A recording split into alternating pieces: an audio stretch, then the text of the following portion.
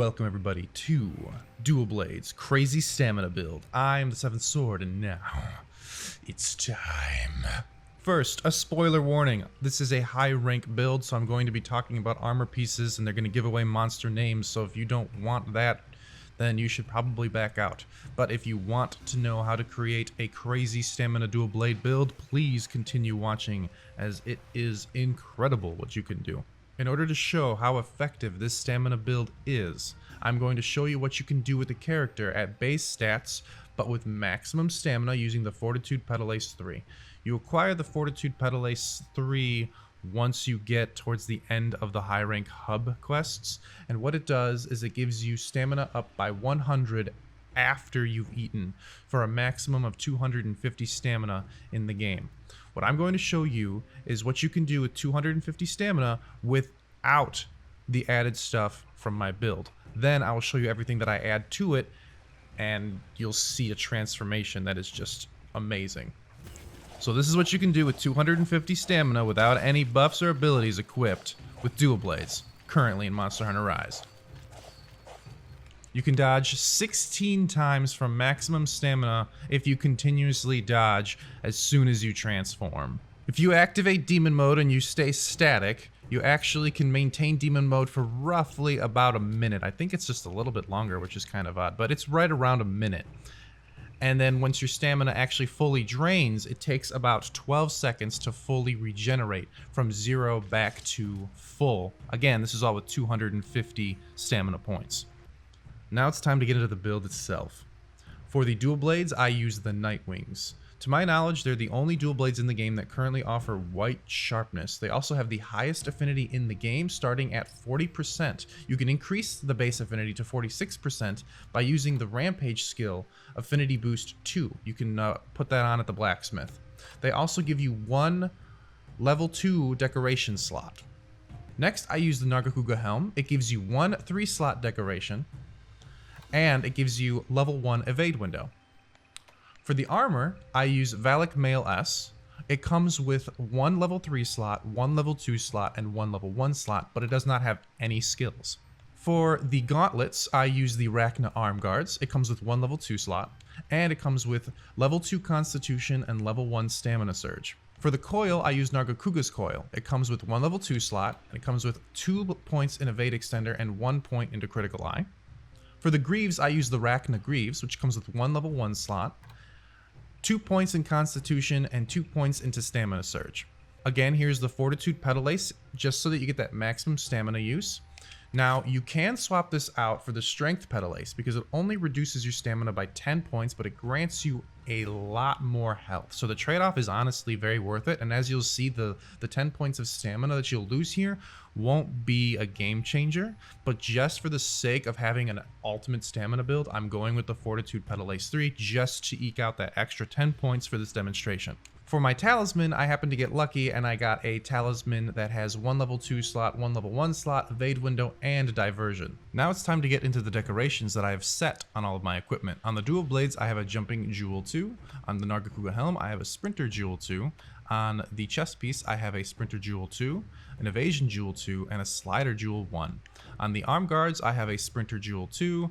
On the coil, I have an evasion jewel 2. On the greaves, I have a steadfast jewel 1. And on the talisman, I have a physique jewel 2 and a botany jewel 1. Now let's take a look at all of the skills that I have currently with this build. At the top, we've got Constitution at level 5. At level 5, Constitution reduces fixed stamina depletion by 50%. What this means is that every time that you dodge, the stamina used is now reduced by 50%, which is phenomenal. Next down the list, we have Evade Window at level 4. Now, I would love to get this to level 5, but that would require that I find a talisman that has 2 level 2 slots and 1 level of Evade Window on it inherently. At level 4, it greatly increases the invulnerability window. At 5, it massively increases the invulnerability window. Now, what this means is that every single time that you dodge, your iframes are now dramatically increased. Very, very useful. Further down the list, we have Marathon Runner at level 3. At level 3, it reduces continuous stamina depletion by 50%. Continuous stamina depletion are things like sprinting or demon mode, because when you activate demon mode, it's constantly depleting your stamina. But now at level 3, that's reduced by 50%. Next down the list, we have Stamina Surge. At level 3, it increases the recovery speed of your stamina by 40%. This is huge, as when you get to the end of your stamina gauge, now it will recover back faster, allowing you to go back into demon mode and continue to doing more and more damage. And that brings us to Evade Extender. Evade Extender at level 3 greatly extends the evasion distance when you dodge. When you pair this with Evade Window, which increases the invulnerability window when you dodge, they make an excellent pair. These skills right here are the most important for this build specifically, just to showcase how effective it can be. The next skills down the list are not necessary for this stamina build. They are just things that I have gotten through the talismans and I have equipped through additional decorations. You can substitute the ones down below for anything that you see fit, depending on what you want to go for. But as of right now, I have Critical Eye at level 1, which increases the critical chance of your attacks by 5%. Because my dual blades are at 46% right now, that increases it to 51. Next down the list, we have Affinity Sliding. Affinity Sliding increases your affinity by 30% after a slide for a set period of time. Next, we have Stun Resistance at level 1.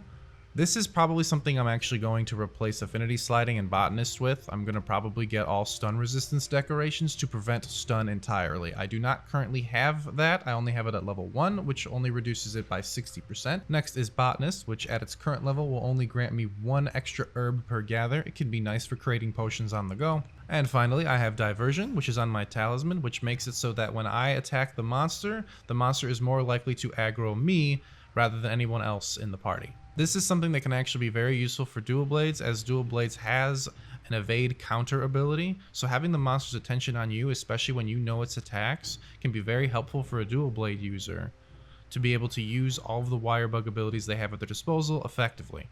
This will also make sure that you set yourself up for dodging and countering using the stamina build very effectively. It's not something that I planned on having on the build, but it actually kind of works out pretty well. Now it's time to see everything in action. Check this out.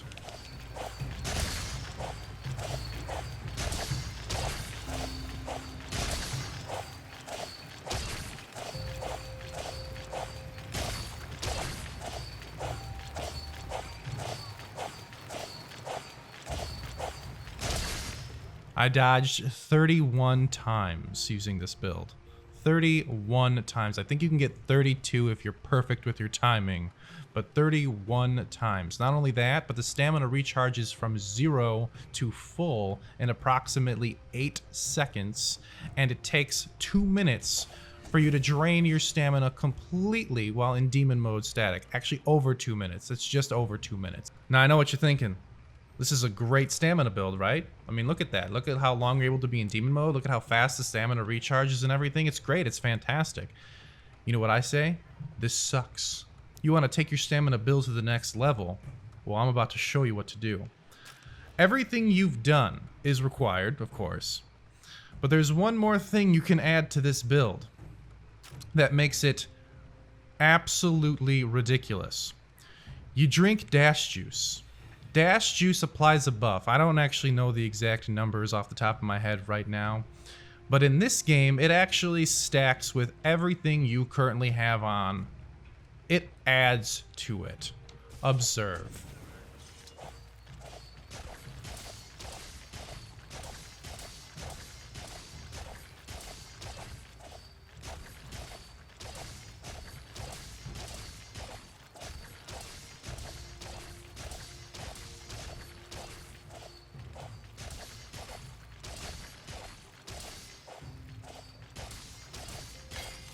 "41 dodges. You can be in demon mode for 3 minutes. It takes 3 minutes for that bar to deplete if you do not do any dodges and you just attack. Now, dash juice itself also lasts 3 minutes. It's a 3-minute buff once you finish drinking it. It does not do anything with the stamina recharge. It'll still take about 8 seconds for you to get your stamina back up. But it does reduce your fixed stamina depletion and your continuous stamina depletion. It stacks with those two stamina buffs. It's extraordinarily ridiculous. Real quickly, I'm going to show you how to craft dash juice in this game. Dash juice can be crafted by combining catalyst and dash extract. Catalyst can be created by combining a bitter bug and honey. Dash extract can be obtained by the monster known as the Royal Ludroth. You can send out your Meowcenaries to go get it, or you can go fight it and it'll be an item that you're rewarded at the end of a mission, or you can even pick it up from breaking its parts while fighting it. It is also possible to purchase Dash Juice using Hunter Points from Rondine the trader over at the Buddy Plaza. If you go to the Rare Finds tab underneath the exchange for items, sometimes it will appear here. I don't have it this time, unfortunately, while I'm making this video. It's random, but just come back and check after every mission. She'll have a stock of 10 and they'll be worth 600 points. So $6,000 if you want to buy her entire stock when she has it. You can also send out your Meowcenaries. If you look for the Royal Ludroth, I see him over in... He's the last box in this section, and he's the third box in this section. If you send out your Meowcenaries, there's a chance they'll also come back with some Dash Extract. Very useful. I recommend farming it and making a ton of it so that you always have it on hand, especially if you want to use this stamina build, as Dash Juice takes it to the next level. Alright, so that is the stamina build. Now, let's see it in action.